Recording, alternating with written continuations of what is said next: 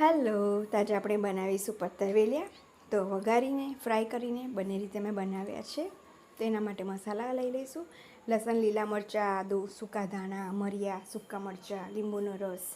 હવે આપણે મિક્સરમાં લીલા મરચાં, આદું, લસણ, સૂકા ધાણા, મરિયા, સૂકા મરચાં આ બધું નાખી દઈશું. હવે મસાલા કરી દઈશું.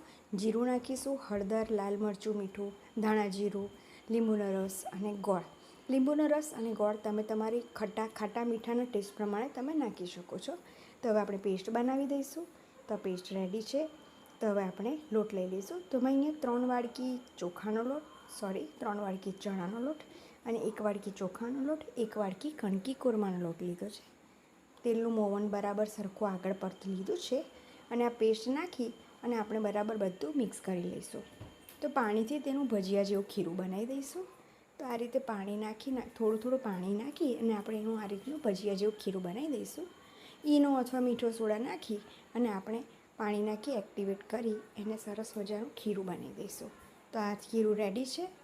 તો આ રીતે પાનને સરખી રીતે સાફ કરી ધોઈ અને ઊંધા કરી અને આપણે આ રીતે ચોપડી દેવાનું છે અલટ પલટ કરીને અને એનો રોલ વાળી દેવાનો છે અને રોલ વાળી એને બાફવા માટે મૂકી દેવાના છે.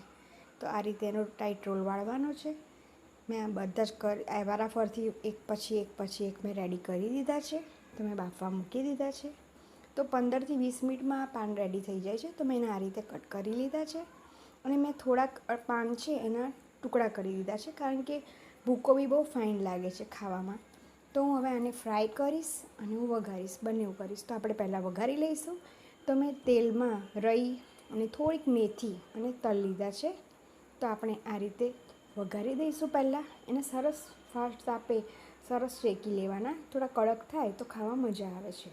હવે આપણે ફ્રાય કરી લઈશું. તો આજે બીજા કટ કર્યા હતા તેને ફ્રાય કરીશું અને તમારે આને ચોખાના લોટનું કોટ કરી અને પછી તળવા હોય તો બી તે સરસ ક્રિસ્પી થાય છે.